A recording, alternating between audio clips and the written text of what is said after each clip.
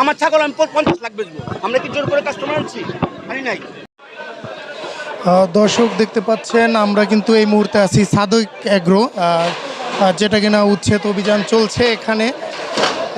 এই সেই জায়গা যেখান থেকে কিন্তু ইফাত নামে একটি ছেলে, তিনি কিন্তু 15 লক্ষ টাকা দিয়ে একটি ছাগল কিনে কিন্তু তার বাবা এনবিআর কর্মকর্তা মতিউর রহমান কিন্তু ফেঁসে গিয়েছিলেন। তো যাই হোক, আমরা এখন এখানে দেখছি, কথা বলছি কিছু।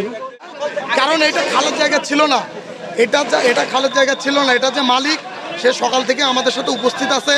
সে তার জমির দলিল, তার নকশা, তার খাজনাখারি সব কিছু নিয়ে আমাদের সাথে উপস্থিত আছে। আমার নাম জাহিদ। জি জাহিদ হাসান। আপনার পদবি কি দায়িত্বে আছেন? যিনি হচ্ছে যে অঞ্চল 5 যিনি ম্যাজিস্ট্রেট ছিলেন, তিনি কিন্তু জমির মালিকের সাথে কথা বলছে। কিছুক্ষণ আগে দেখলাম যে তার যে কাগজপত্র দেখছে, কাগজপত্র দেখছে। বলছিলেন যে এখানে যে বর্ধিতাংশ রয়েছে খালের ভেতরে অবৈধভাবে, সেটি কিন্তু তিনি আগে কেন বসেননি? আগে থেকে এটা মালিক পক্ষকে সিটি কর্পোরেশন নোটিশ দিতে পারত। সিটি কর্পোরেশন উচিত ছিল মালিক পক্ষকে, ল্যান্ড ওনার যে সাদিক এগ্রো না, সাদিক এগ্রো এখানে ভাড়া, ল্যান্ড ওনার যে তাকে নোটিশ করার কথা ছিল, দরকার ছিল যে আপনার এই জায়গাটা অবৈধ জায়গায় আছে, আপনারা অপসারণ করে নেন। কিন্তু এই ধরনের কোনো নোটিশ তাকে দেয় নাই এবং সেও আমাদেরকে কোনো এই ধরনের নোটিশ দেয় নাই। এখন আকস্মিকভাবে এসে তারা যে পিলার আছে, সরকার নির্ধারিত হচ্ছে পিলার 2019 সালের 23শে ডিসেম্বর এই জায়গাগুলো উদ্ধার করে যে পিলার তারা রেখে গেছে, সেই পিলারের বাইরে এসে এখন তারা ভাঙচুর শুরু করছে। তারা প্রথমে বলছিল যে আপনাদের এখানে 2-3 ফিটের মতো পড়ছে, আমরা 2-3 ফিট ভেঙে দিব। এখন তারা যেটা দেখা যাচ্ছে যে তারা পিছনে পুরা জায়গাটা, পুরা জায়গাটা, এখানে আরও উপরে অনেক ভাড়াটিয়ারা আছে, তাদের কোনো জিনিসপত্র সরাইতে দেয় নাই, তারা এটা পুরোটা ঘিরে দিচ্ছে।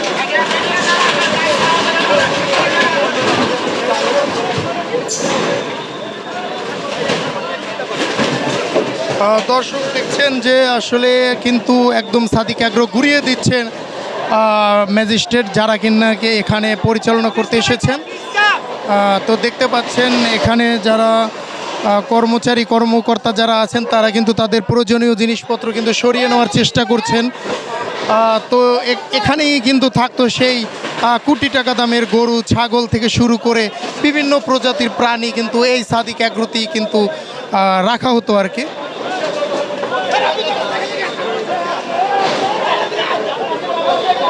তো ঢাকা সিটি কর্পোরেশনের কিন্তু যেই উচ্ছেদ অভিযান সেটা কিন্তু চলছে এই সাদিক এগ্রোতে, দেখতে পাচ্ছেন।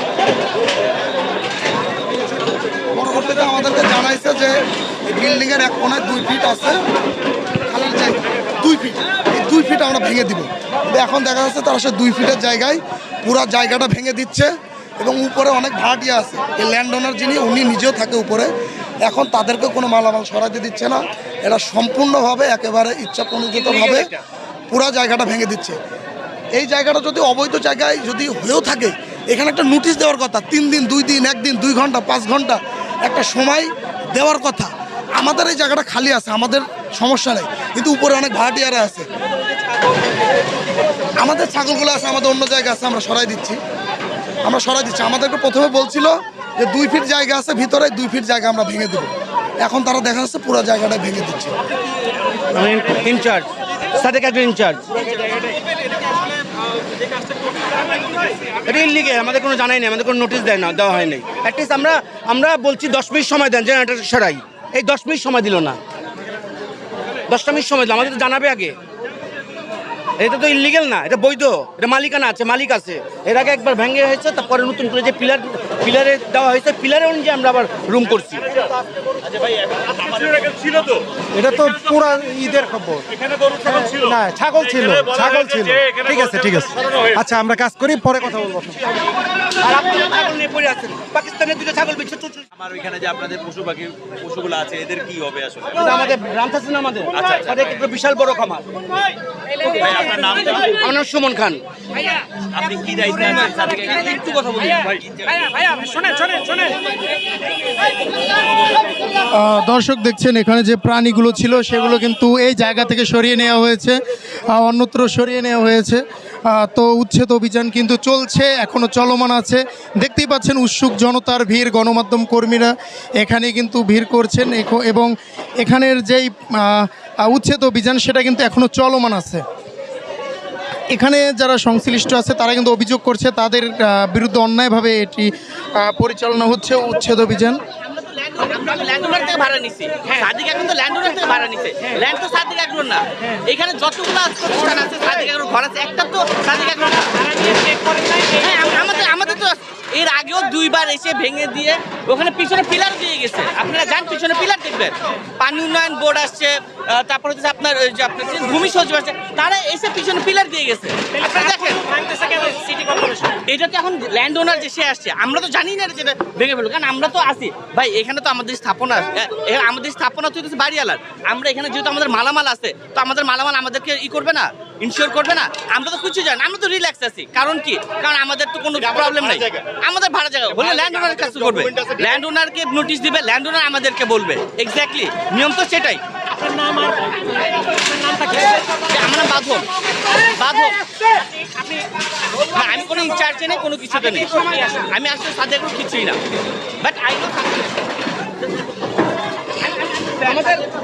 আমাদের 10 মিনিট সময় দিন।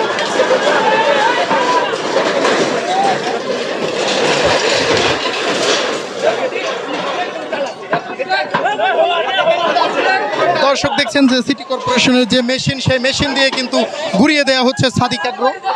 তো এই মুহূর্তে কিন্তু উচ্ছেদ অভিযান চলমান আছে। এখানে কিন্তু একদম ঘুরিয়ে দেওয়া হচ্ছে, ভ্যানিশ করে দেওয়া হচ্ছে সেই সাদিক এগ্রো।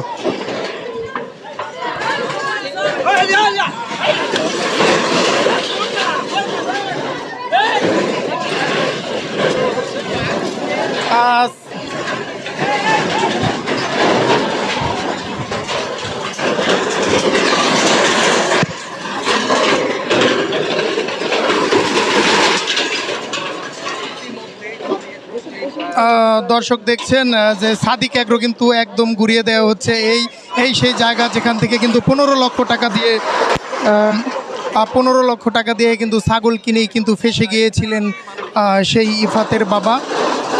তো একজন সরকারি কর্মকর্তা, তিনি কিন্তু তার ছেলের সেই কাণ্ডের কারণেই কিন্তু ফেঁসে গিয়েছিলেন। তো যাই হোক, দেখা যাচ্ছে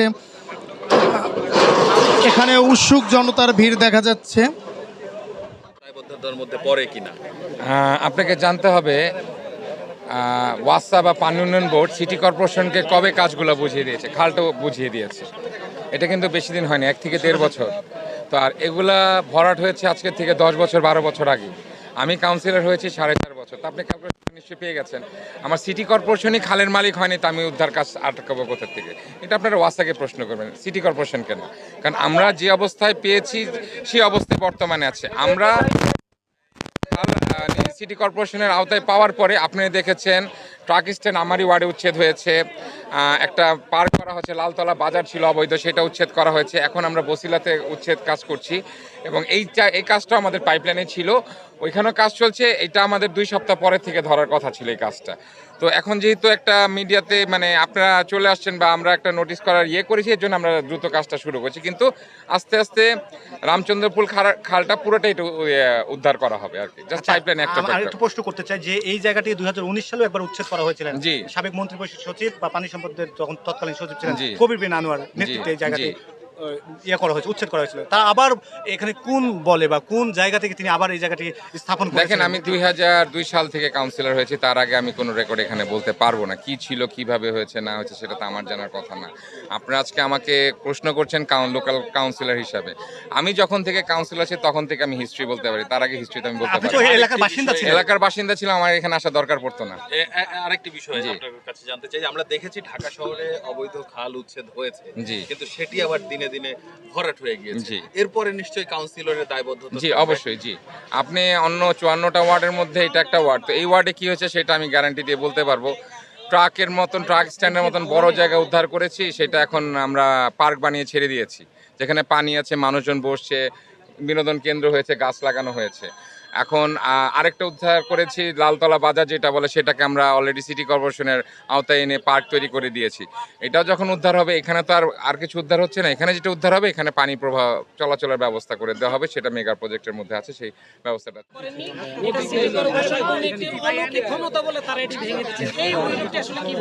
না, আমি আপনারা সবাই ওখানে ওয়েট করেন, আমি বিস্তারিতভাবে ব্রিফ করব।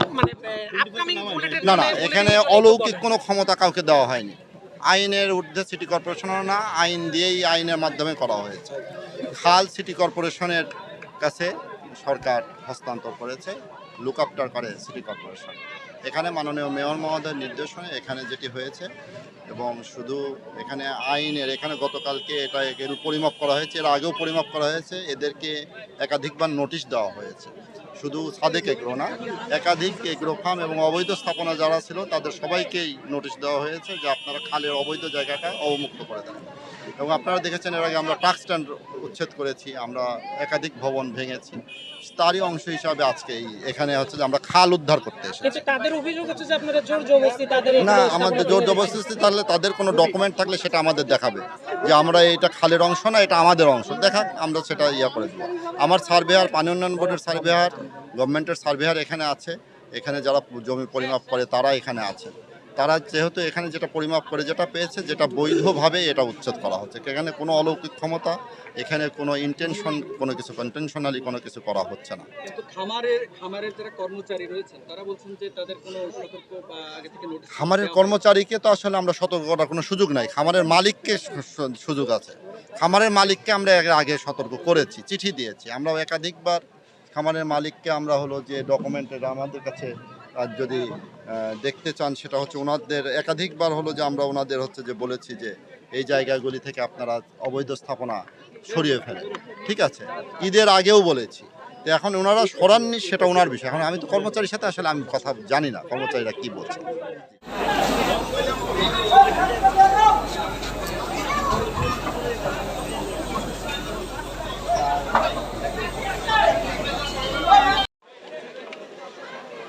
মফিস্টার যেখানে আসেন জরুরি ভিত্তিতে ম্যাজিস্ট্রেটের সাথে যোগাযোগ করুন।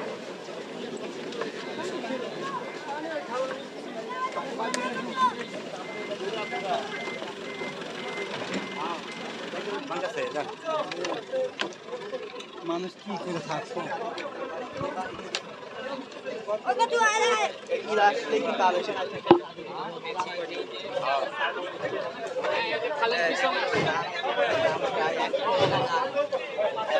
আপনার জন্য আমরা 2 ঘন্টা ওয়েট করছি ভাই, প্লিজ সবাই দাঁড়িয়ে,